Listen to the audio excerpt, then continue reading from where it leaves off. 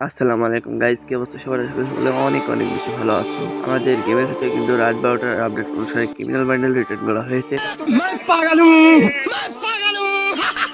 আমাদের গেমের ভিতরে কিন্তু ক্রিমিনাল বান্ডেল রিটার্ন করা হয়েছে। তোমরা যারা ক্রিমিনাল বান্ডেল বের করতে চাও চাইলে বের করতে পারো। আমাদের আইডিতে কোনো ডায়মন্ড নাই, কোনো প্রকার ডায়মন্ড নাই। আমরা কিন্তু বের করতে চাইলেও আমরা বের করতে পারবো না।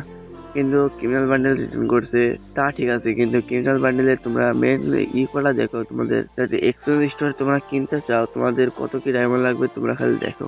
আর এখানে কিন্তু অনেকগুলো ক্রিমিনালই দিছে, 4টা দিছে। তোমাদের যে নাম যে ইউটিউবাররা নিউজ দিছিল যে তোমাদের স্পিন স্টোরে যা দিবে এক্সচেঞ্জ স্টোরেও কিছু কিছু ক্রিমিনাল তোমাদের দিবে, সে কটা কিন্তু দেয় নাই, খালি স্পিন স্টোরে দিছে। তোমাদের রেড ক্রিমিনাল, গ্লেজ ক্রিমিনাল আর হলুদ ক্রিমিনাল, সবুজ ক্রিমিনাল দিয়েছে। কিন্তু 600টা 500টা 400টা কি কার্ড ভাই!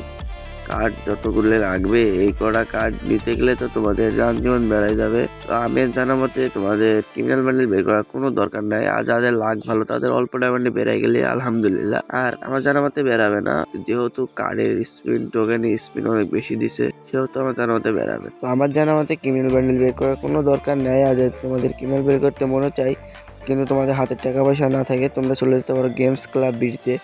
গেমস ক্লাব বিড়িতে তোমরা টুর্নামেন্ট খেলে কিন্তু আর্নিং করতে পারবা। সে আর্নিং দিয়ে কিন্তু তোমরা টপ করতে পারবা, ডায়মন্ড টপ করতে পারবা।